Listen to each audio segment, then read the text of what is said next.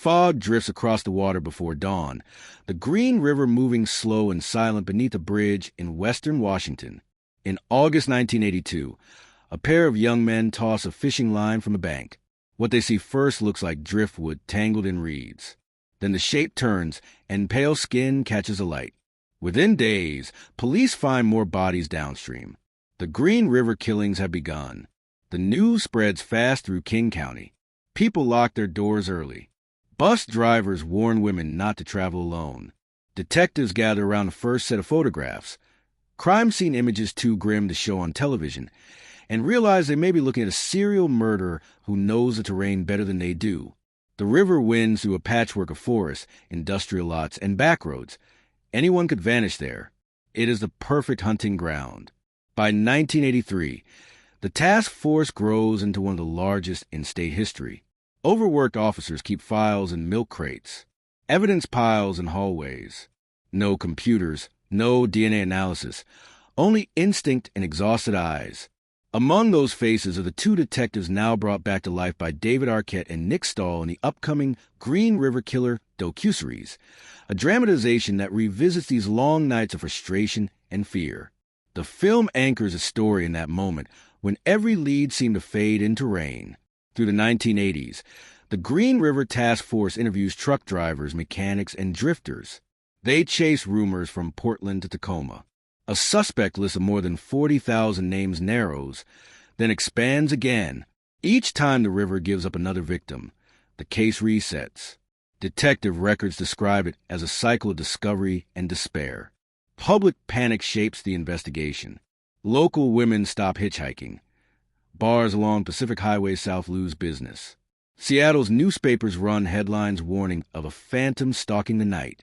Talk radio callers blame police, politics, even the economy. But the truth hides in plain sight. Someone ordinary, polite, invisible.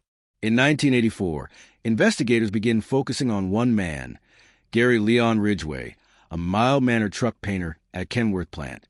He drives a pickup, attends church, and volunteers as a reading tutor.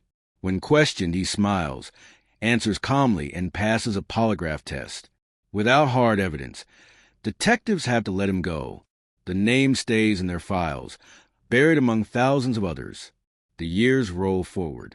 The Green River killings fade from national headlines, but in King County the case becomes legend. Detectives retire. New ones inherit the binders and the weight. By the 1990s, advances in forensics give them hope. New techniques for matching fibers and bodily traces. Still, no definitive link emerges. The killer has vanished into the ordinary rhythm of suburban life. The upcoming docuseries captures this long descent into obsession. Arquette's character is written as a composite of detectives who sacrifice marriages and sleep to follow leads. Nick Stahl portrays a younger partner. Idealistic at first, later hollow-eyed from exposure, death, and doubt. Their story mirrors what really happened. Good men losing years of their lives to a ghost. While the investigation stalls, the cultural landscape shifts. The 1980s bring new awareness of serial crime, Bundy, Dahmer, and the term profiling entering public speech. The FBI's behavioral science unit studies patterns, searching for common threads among killers who blend into daily life. The Green River case becomes a teaching model for persistence without progress. Each recovered body tells a similar story. Young women, often living on the margins, many last seen near highways or motels. Reporters describe them in statistics, but detectives keep their photographs pinned to corkboards, reminders of the human cost. The docuseries promises to honor these victims, portraying them not as plot points, but as lives interrupted, a choice that early reviewers have praised after the project announcement in Deadline and Bloody Disgusting. By 2001, the case file has gathered dust in a warehouse. Technology finally offers a breakthrough. DNA evidence, newly preserved and digitized, links 3 of the original Green River victims to one man, Gary Ridgway. Detectives who once questioned him return with quiet disbelief. He is older now, remarried, still working at the truck plant. When confronted with the evidence, he barely reacts. The longest manhunt in Washington's history is ending where it began. But that part belongs to the second half of our story. the confession, the motives, and the strange ordinariness that would shock the nation. Before we reach that point, it is worth understanding what the Green River investigation changed about policing itself. During the 1980s, there was no centralized database for missing persons across counties. Leads vanished as quickly as they were written. The frustration of those years shaped modern investigative methods. The creation of interagency task forces, early data management, and new protocols for evidence preservation. Many of today's cold case successes trace back to lessons learned from Green River. The docuseries follows the transformation from analog boards covered in pins and strings to the quiet hum of computers and labs. Director Johnny J. Tabor said he wanted to capture the machinery of obsession, showing how detectives build meaning from fragments. Filmed in Washington and Idaho, the production recreates the damp, muted color palette of the era, gray skies, fluorescent office light, and cigarette smoke curling above paperwork. The Green River case grips because it exposes both vulnerability and perseverance. Ordinary landscapes, a river, a bridge, a warehouse, hide extraordinary darkness, and institutions built to protect can falter before adapting. For decades, residents in Washington carried this memory quietly. Documentaries and articles revisited it, asking how someone could live a normal life while taking so many others. The 2025 Green River Killer docuseries explores the human endurance behind the badge, the detective's need for closure long after the world moved on. When detectives return to Gary Ridgway's home in fall 2001, the scene is anticlimactic. There are no flashing lights or helicopters, only quiet disbelief. Ridgway opens the door without resistance. He looks like any middle-aged neighbor with a slight build and calm eyes. For years, he attended church, worked steadily, and waved politely at co-workers. Inside the evidence folders, however, his DNA sits next to the victims he once denied knowing. Ridgway's arrest becomes national news within hours. Headlines announce Green River Killer caught after 20 years. Detectives, visibly aged in the pursuit, feel exhaustion more than triumph. For them, the case has always been about unfinished work, not a monster. In the following months, Ridgway confesses to dozens of murders, 49 confirmed, with claims of more. He recounts his actions with disturbing detachment, offering locations as if listing errands. The Green River Task Force records every word. Some officers leave to breathe. Others remain, determined to give victims' families names instead of numbers. The killings force law enforcement to confront how predators hide behind normalcy and how systems once failed women living on the margins. The case reshapes how missing persons are cataloged and how behavioral profiling is applied. Ridgway's plea deal spares him the death penalty in exchange for full cooperation. He leads detectives to long-forgotten shallow graves, pointing out disturbed patches of forest. Families feel relief mixed with anguish. The state sentences Ridgway to life without parole, quietly ending a long pursuit. The 2025 docuseries revisits these final chapters. David Arquette portrays a veteran detective confronting the emptiness of victory, while Nick Stahl plays a younger colleague questioning the meaning of justice when nothing can restore lost lives. The series avoids sensationalism, focusing on the process, the interviews, evidence labs, and emotional toll of unsolved cases. Director Tabor focuses on memory rather than horror. The Green River case is about time, he said. Time passing, time wasted, and the time it takes to heal.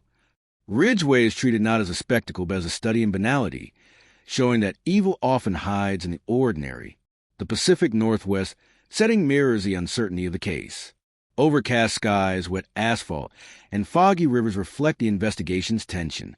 Every frame evokes 1980s nostalgia, analog radios, clattering typewriters, and investigators hunched over paper maps. Beneath this retro surface lies a timeless question about human nature and how ordinary people confront extraordinary darkness. True crime audiences are drawn to stories like this because danger often wears a familiar face. The Green River Killer Project combines nostalgia for the analog past with a modern appetite for psychological truth. Beyond marketing and buzz, the real story is quieter. It lives in detectives' handwritten notes, in families visiting graves along forgotten roads, and in a community that learned vigilance the hard way. When the case closed, King County officers boxed decades of reports, photos, and recordings. Some cried. Others turned in their badges. A few stayed to teach new recruits about persistence and empathy. The river continued to flow, carrying away evidence but leaving an invisible scar. As the docuseries prepares for release, discussions online mix nostalgia with anticipation. Fans debate who captures the era best. True crime communities analyze production stills for accuracy, yet one sentiment repeats. This story feels close. It belongs not to one generation, but to anyone who has ever wondered how evil hides in plain sight. For Washington residents who lived with fear, memories remain sharp. The sound of helicopters, nightly curfews, and unspoken dread. The docuseries will revive those memories and show younger audiences how investigations looked before databases and digital mapping, when persistence and intuition were everything. The Green River Killer case shaped how America understands serial crime. Profiling is not prophecy. Technology can fail. Sometimes revisiting an old suspect solves the most complex mysteries. Ridgway could not explain why he did what he did. Detectives believe the answer lies in the ordinariness of his life. The terrifying idea that no clear line separates good from evil until crossed. Since his conviction, authors, filmmakers, and criminologists have studied the case for insight. Some see it as a turning point in forensic science, others as a moral lesson on vigilance and compassion. For detectives, it remains personal. They speak softly about lessons learned, focusing on victims' families, patience, and the importance of empathy. The docuseries reportedly ends not with Ridgway's imprisonment, but with the Green River at sunrise, light breaking through fog, water moving steadily forward, a metaphor for closure that never fully arrives. In King County today, a memorial stands for known victims. Names form a circle engraved in stone. Visitors leave flowers or river stones with initials. There is no marker for detectives, but their legacy flows quietly in every new cold case unit and DNA match bringing families answers. The story endures because it speaks to endurance itself, the stubborn hope that truth, however late, still matters. In 1982, the Green River gave up its first secret. By 2001, the truth emerged from shadows. In 2025, the story will return, not as legend, but as remembrance. Some rivers never forget.